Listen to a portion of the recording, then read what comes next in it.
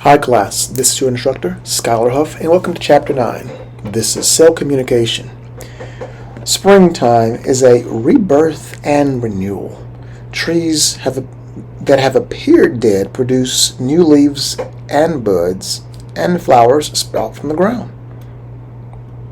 For sufferers of seasonal allergy, this is not quite such a pleasant time.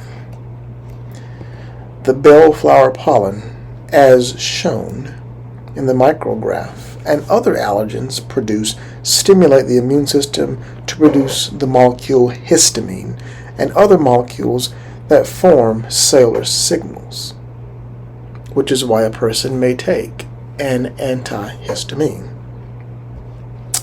These signals cause inflammation, mucus secretion, vasodilation, and other responses that cause the runny nose, itching, or even watering eyes, and some other symptoms that wake up the allergic reaction. We treat allergy symptoms by using drugs, as I just mentioned, called antihistamines that interfere with this cellular signaling. The popular drug known as Claritin or loratadine, for example, acts by blocking the receptor for histamine, thus preventing its action. So in this chapter, you will get an overview of cell signaling and the kinds of receptors cells use to respond to signals. Then we'll look in more detail at the types of receptors that can elicit a response from cells and how cells make connections with one another. So we'll go not through this entire chapter, but we'll get through the first 3 sections of the chapter and spend a little time in section 9.4. Communication between cells is common in nature. Cell signaling occurs in all multicellular organisms, providing an indispensable mechanism for cells to influence one another. Effective signaling requires a signaling molecule called a ligand or a ligand, and a molecule which the signal binds called a receptor protein. The interaction of these two components initiates the process of signal transduction, which converts the information in the signal into a cellular response. So if you look at figure 9.1, it shows this directly, and that figure is shown now. Cells of multicellular organisms use a variety of molecules as signals, including but not limited to peptides, large proteins, individual amino acids, nucleotides, and steroids and other lipids. Even dissolved gases such as nitric oxide are used as signals. Any cell of a multicellular organism is exposed to a constant stream of signals. At any time, hundreds of different chemical signals may be present in the environment surrounding the cell. Each cell responds only to certain signals, however, and ignores the rest, like a person following the conversation of 1 or 2 individuals in a noisy, crowded room. How does a cell choose which signals to respond to? This is determined by the number and kind of receptor molecules found in a cell. A ligand will bind to a receptor with a complementary shape, forming a receptor-ligand complex, much like the enzyme-substrate complex. Ligand binding induces a change in the receptor's protein shape, initiating a signal transduction pathway that will produce a cellular response, as you see before you right here in figure 9.1. A given cell responds only to those signaling molecules that can bind to the particular set of receptor proteins it possesses and ignores those for which it lacks receptors. Cells can communicate through any of 4 basic mechanisms, depending primarily on the distance between the signaling and responding cells, and you can see this in figure 9.2. These mechanisms are direct contact, paracrine signaling, endocrine signaling, and synaptic signaling. In addition to using these 4 basic mechanisms, some cells actually send signals to to themselves, secreting signals that bind to specific receptors on their own plasma membranes. This process is known as autocrine signaling, and is thought to play an important role in reinforcing developmental changes. And it is an important component of signaling in the immune system. So let us begin with direct contact. As you saw in Chapter 5, the surface of eukaryotic cells is richly populated with proteins, carbohydrates, and lipids attached to and extending outward from the plasma membrane. When cells are very close to one another, some of the molecules on the plasma membrane of one cell can be recognized by receptors on the plasma membrane of an adjacent cell. Many of the important interactions between cells in early development occur by means of direct contact between cell surfaces. Cells also signal through gap junctions, though we'll not get to gap junctions at the moment. So let's continue on now with paracrine signaling. Signal molecules released by cells can diffuse through the extracellular fluid to other cells. If those molecules are taken up by neighboring cells, destroyed by extracellular enzymes, or quickly removed from the extracellular fluid in some way, their influence is restricted to cells in the immediate vicinity of the releasing cell. Signals with such short-lived local effects are called paracrine signaling, or paracrine signals. Like direct contact, paracrine signaling plays an important role in early development, coordinating the activities of clusters of neighboring cells. The immune response in vertebrates also involves paracrine signaling between immune cells. A released signal molecule that remains in the extracellular fluid may enter the organ's circulatory system and travel widely throughout the body. These longer-lived signal molecules, which may affect cells very distant from the releasing cell, are called hormones. And this type of intercellular communication is known as endocrine signaling. More about this is taught later in your text, though it won't be taught in this course. Both animals and plants use this signaling mechanism extensively. In animals, the cells of the nervous system provide rapid communication with distant cells. Their signal molecules, known as neurotransmitters or chemical messengers, do not travel to the distant cells through the circulatory system as hormones do. Rather, the long fiber-like extensions of nerve cells release neurotransmitters from their tips, very close to target cells. The association of a neuron and its target cell is called a synapse or chemical synapse, and this type of intercellular communication is called synaptic signaling. Whereas paracrine signals move through the fluid between cells, neurotransmitters cross that synaptic gap at that synapse and persist only briefly. You will look more so into this in the chapter called 42. I will reference that later in this chapter. The types of signaling just outlined are descriptive and say nothing about how cells respond to signals. The events that occur within the cell on receipt of a signal are called signal transduction. These events form discrete pathways that lead to a cellular response to the signal received by receptors. These pathways are complex and often form molecules that can be activated by different receptors, or the same receptor can activate different modules. Thus, different cells can have the same response to different signals, or different cells can have different responses to the same signal. For example, a variety of cell types respond to the hormone glucagon by mobilizing glucose as part of the body's mechanism to control blood glucose. This involves breaking down stored glycogen into glucose and turning on the genes that encode the enzymes necessary to synthesize glucose. In contrast, the hormone epinephrine has diverse effects on different cell types. We have all been startled or frightened by a sudden event. Your heart beats faster, you feel more alert, and you can even feel the hairs on your skin stand up. All of this is due in part to your body's release of the hormone epinephrine, also known as adrenaline, into the bloodstream. This leads to the heightened state of alertness and increased heart rate and energy that prepare us to respond to extreme situations. These distinct effects of epinephrine on different cell types depend on each cell having the same receptor for the hormone, but responding with different signal transduction pathways. In the liver, cells are stimulated to mobilize glucose, while in the heart, muscle cells contract more forcefully to increase blood flow. In addition, blood vessels respond by expanding in some areas and contracting in others to redirect blood flow to the liver, heart, and skeletal muscles.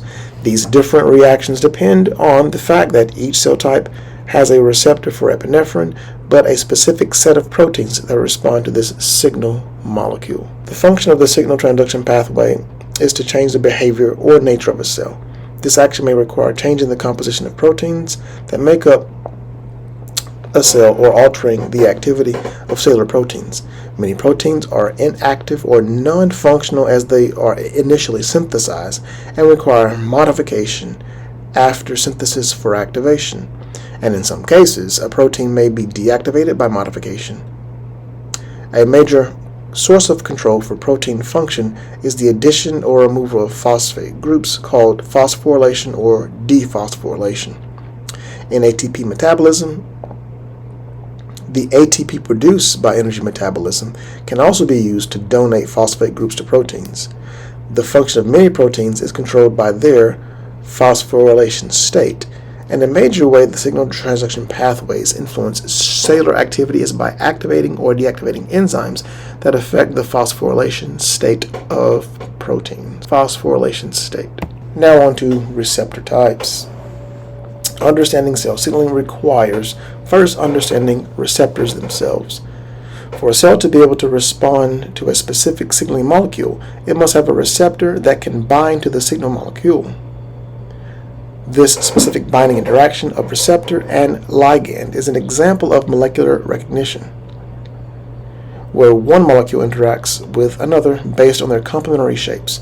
This interaction causes subtle changes in the structure of the receptor, thereby activating it. This is the beginning of any signal transduction pathway. Receptors can be differentiated based on their cellular location and the chemical nature of their ligands. Intracellular receptors bind to hydrophobic ligands that can easily cross the plasma membrane to enter the cell. In contrast, cell surface or membrane receptors bind to hydrophilic ligands outside on the cell because these ligands cannot easily cross the cell's membrane. Membrane receptors are transmembrane proteins with cytoplasmic and extracellular domains that allow them to interact with molecules both inside and outside the cell. Table 9.1 summarizes the types of receptors and communication mechanisms that we will discuss. When a receptor is a transmembrane protein, the ligand binds to the receptor outside of the cell and never actually crosses the plasma membrane. In this case, the receptor itself is not the signaling molecule. In this case, the receptor itself and not the signaling molecule is responsible for the information crossing the membrane. Membrane receptors can be categorized based on their structure and function. Chemically gated ion channels are receptor proteins that allow the passage of ions. You all will learn a lot more about this in just a few. But again, I say, chemically gated ion channels are receptor proteins that allow the passage of ions. So this is an ion channel that is gated by a chemical. The receptor proteins that bind many neurotransmitters have the same basic structure. Each is a membrane protein with multiple transmembrane domains, meaning that the chain of amino acids threads back and forth across the plasma membrane several times. In the center of the protein is a pore that connects the extracellular fluid with the cytoplasm. The pore is big enough for ions to pass through, so the protein functions as an ion channel. The channel is said to be chemically gated because it opens only when a chemical, the neurotransmitter, binds to it. The type of ion that flows across the membrane when the chemically gated ion channel opens depends on the shape and charge structure of the channel. Sodium, potassium, calcium, and chloride ions all have specific ion channels. The acetylcholine receptor, found in muscle cell membranes, functions as a sodium ion channel. When the receptor binds to its ligand, the neurotransmitter acetylcholine, the channel opens, allowing sodium to flow into the muscle cell. This is a critical step linking the signal flow from a motor neuron to a muscle cell contraction. You can read more about this in chapter 45, and this is important to know, very important to know. Enzymatic receptors. Many cell surface receptors act as enzymes or are directly linked to enzymes. When the signal molecule that binds to the receptor, it activates the enzyme. In almost all cases, these enzymes are protein kinases, enzymes that will add phosphate groups to proteins. G-protein receptors, or G-protein coupled receptors, a third class of cell-to-cell, or at least cell surface receptors, acts indirectly on enzymes or ion channels in the plasma membrane with the aid of an assisting protein called a G-protein. The G-protein, which is so named because it binds to the nucleotide guanosine triphosphate, or GTP, can be thought of as being inserted between the receptors and the enzyme. That is, the ligand binds to the receptor, activating it, which activates G-protein, which in turn activates the effector protein. These receptors won't be discussed in detail. So this shows those cell surface receptors.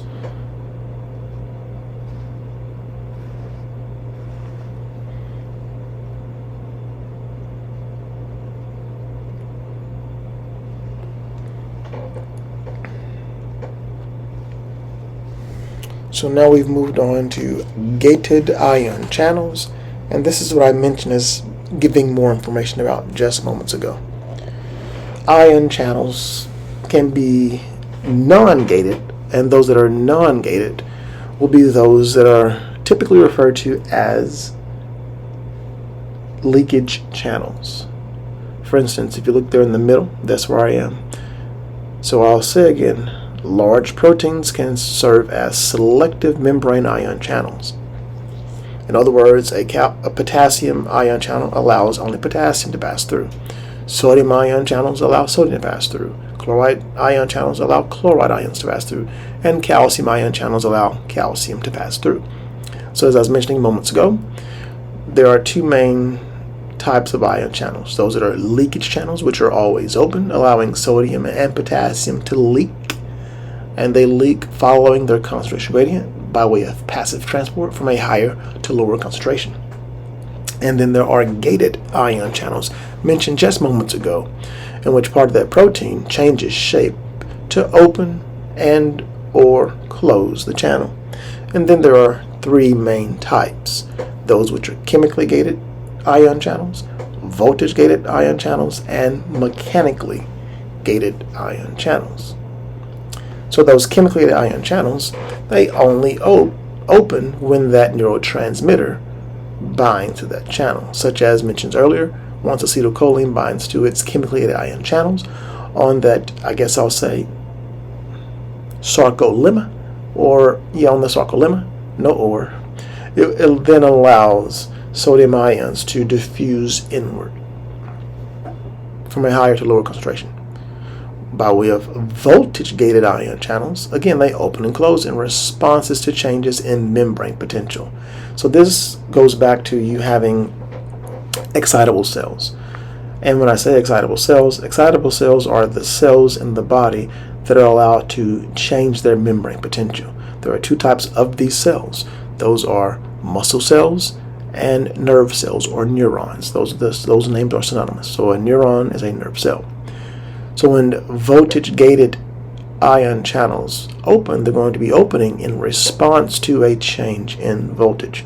For instance, on the neurolemma of neurons, once the membrane potential changes, going from that roughly negative 70 millivolts to that positive 30 millivolts, that will then open voltage-gated calcium ion channels.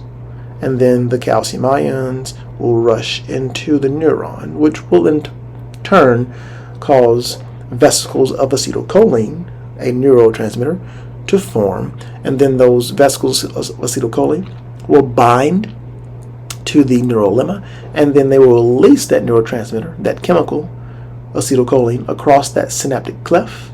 And once that's released across that synaptic cleft, acetylcholine, that chemical, will bind to its chemically gated sodium ion channels, which will then allow sodium to rush into that muscle cell, depolarizing the muscle. And then lastly, those are known as mechanically gated ion channels. So these open and close in response to some physical deformation of receptors, such as in sensory receptors. So this might be because of touch. And then those mechanically gated channels open up. You should know all three of these for your test and know those well. And this shows more or less what I mentioned. So those are the chemically gated sodium ion channels, so to speak. So when the chemical known as acetylcholine binds, as you see here, it opens up the channel, and then sodium can come on in. And in this case, it has both sodium entering and then thereafter potassium exiting. And then on the right hand side, you're seeing voltage gated calcium ion channels.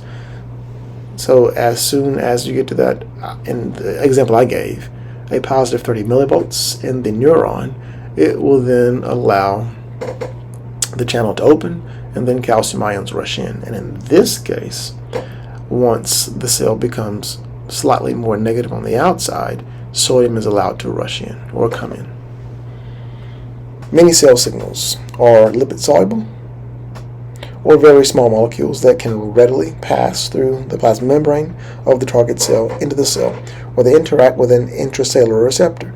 Some of these ligands bind to protein receptors located in the cytoplasm, and others pass across the nuclear membrane as well and bind to receptors within the nucleus.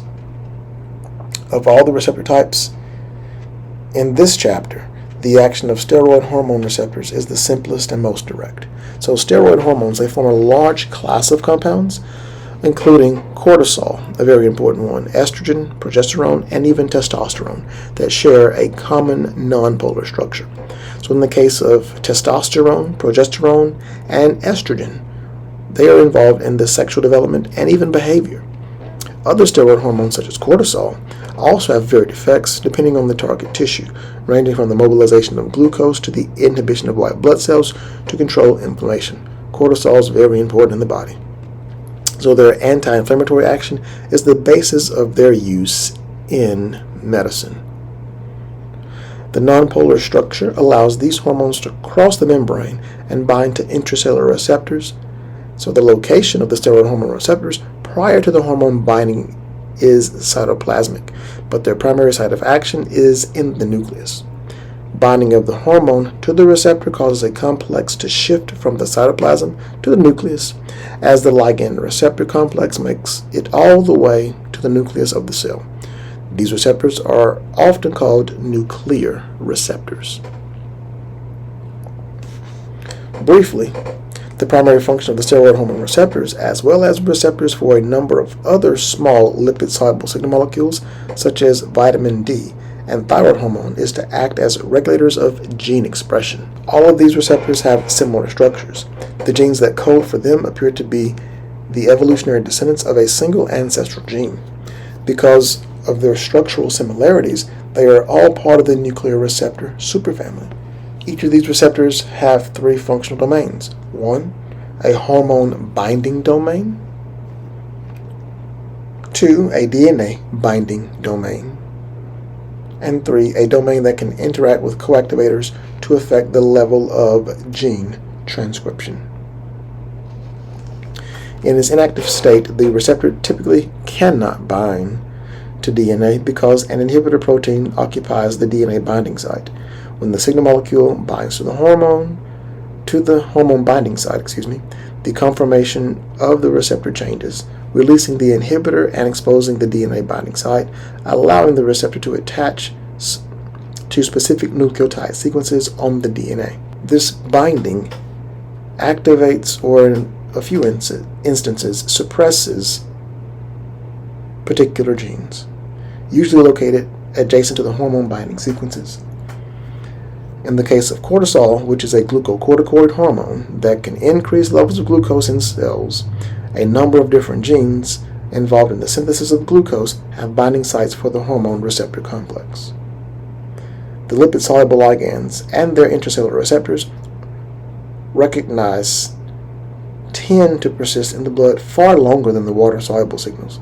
Most water-soluble hormones break down within minutes, and neurotransmitters break down within seconds or even milliseconds. In contrast to steroid hormones such as cortisol or estrogen, they persist for hours.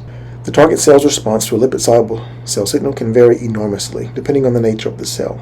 This characteristic is true even when different target cells have the same intracellular receptor. Given that the receptor proteins bind to specific DNA sequences, which are the same in all cells, this may seem puzzling. It is explained in part by the fact that receptors act in concert with co-activators, and with the number and nature of these molecules can differ from cell to cell. Thus, a cell's response depends on not only the receptors, but also the co-activators present. The hormone estrogen has different effects in uterine tissue than in mammary tissue. This differential response is mediated by co-activators and not by the presence or absence of a receptor in the two tissues. In mammary tissue, the critical coactivator is lacking, and the hormone receptor complex instead interacts with another protein that acts to reduce gene expression. In uterine tissue, the coactivator is present and can bind the hormone receptor complex to turn on the expression of genes that encode proteins in preparing the uterus for pregnancy. So a very interesting example of a receptor acting as an enzyme is found in the receptor for nitric oxide. So this small gas molecule diffuses readily out of cells where it is produced and passes directly into neighboring cells where it binds to the enzyme guanylyl cyclase. Binding of nitric oxide activates this enzyme, enabling it to catalyze the synthesis of cyclin guanosine monophosphate, or cGMP, an intracellular messenger molecule that produces cell-specific responses such as the relaxation of smooth muscle cells. Signal transduction through receptor kinases. So protein kinases phosphorylate proteins to alter protein function, and the receptor tyrosine kinases. So they influence the cell cycle, cell migration, cell metabolism, cell proliferation, and alteration can lead to cancer. So they're a membrane receptor, and even plants possess receptors with a similar overall structure and function. And here briefly, I'll get to that RTK, so the receptor kinases. So a single transmembrane domain, it anchors them in the membrane. So there is an extracellular ligand binding domain and an intracellular kinase domain. So that's the catalytic site of receptors that act as a protein kinase. So when the ligand binds, dimerization and then autophosphorylation occurs, and then the cellular response that follows on the cellular proteins, and then the insulin receptor. So here, it's activated. The receptor has phospholipid sites that allow docking, and then the insulin is a hormone to help maintain constant blood glucose level, if you all have not heard of insulin yet. So it is a hormone that you have that is produced by those beta cells of the pancreas, insulin is. So it binds to that receptor kinase. Again, it binds to, as it mentions in your text, that receptor kinase. And as it binds to it, the receptor tyrosine kinase, insulin response protein binds to the phosphorylated receptor and itself is phosphorylated. So the signal is transmitted downstream to then lower blood glucose. And this more or less shows. So you have green there, and this is figure 9.7, which is insulin. So insulin binds to its insulin receptor. And as it does that, the alpha subunit of the insulin receptor, the beta subunit of the insulin receptor phosphorylates the other, allowing the insulin receptor substrates to be activated, which you can see there at number 2. The phosphorylated insulin receptor substrates activate glycogen synthase, and then glycogen synthase converts the glucose into glycogen. And as that's mentioned in your text, It's just that insulin receptor is a receptor tyrosine kinase that initiates a variety of cellular responses related to glucose metabolism. So one signal transduction pathway that this receptor mediates leads to the activation of that enzyme glycogen synthase, and this enzyme converts glucose to glycogen. So you've met your body's needs and no longer need subsequent glucose. So the glucose is then converted to glycogen and will then therefore be stored in either your liver and or your skeletal muscle. So this has been your instructor.